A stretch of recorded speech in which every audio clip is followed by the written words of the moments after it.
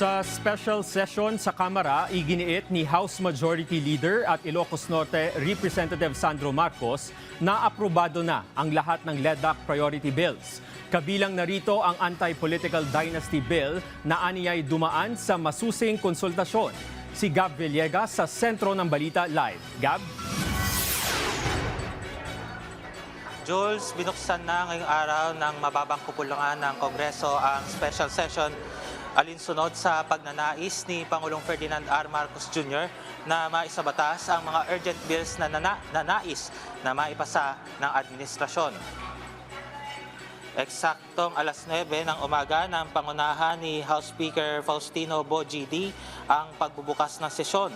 Ilan sa mga panukalang batas na kailangan maisabatas ng Kongreso ay ang Assistance to Individuals in Crisis Situations o AICS Act, ang Anti-Political Dynasty Law, ang Last Mile Schools Act at ang batas na bubuo sa National Center for Geriatric Health.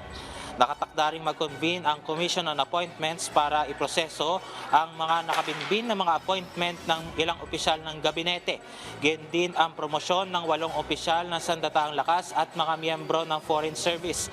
Sinabi ni House Majority Leader at Ilocos Norte Representative Sandro Marcos na naaprubahan na ng Kamara ang lahat ng panukalang batas na nakapaloob sa Proclamation 1318. Ayon sa mambabatas, hindi na kakailanganin pa na dumaan sa bicameral session ang mga panukalang batas kung i-adapt ng Senado ang bersyon ng Kamara. So we will see as to what the result is of those bills that are passed on third reading, after which we will have to have a bicam, probably pagsona na.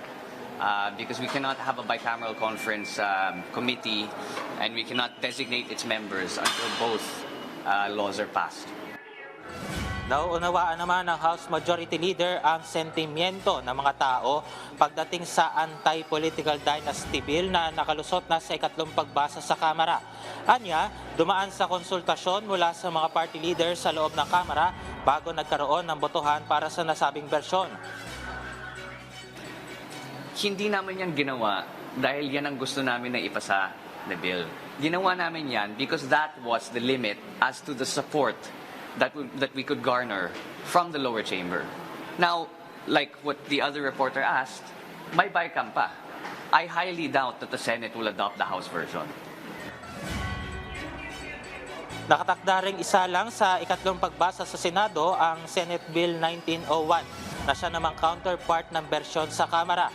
Inaasahan rin na sasalang sa Bicameral Conference Committee ang dalawang bersyon sa oras na maipasa ng Senado ang kanilang bersyon ng Anti-Political Dynasty Bill.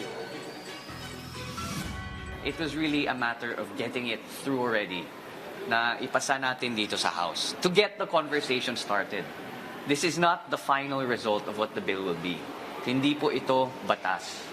This is just the version that we in the lower house were able to produce and garner support for. Because had it been more strict, baka hindi tayo makakakuha ng boto.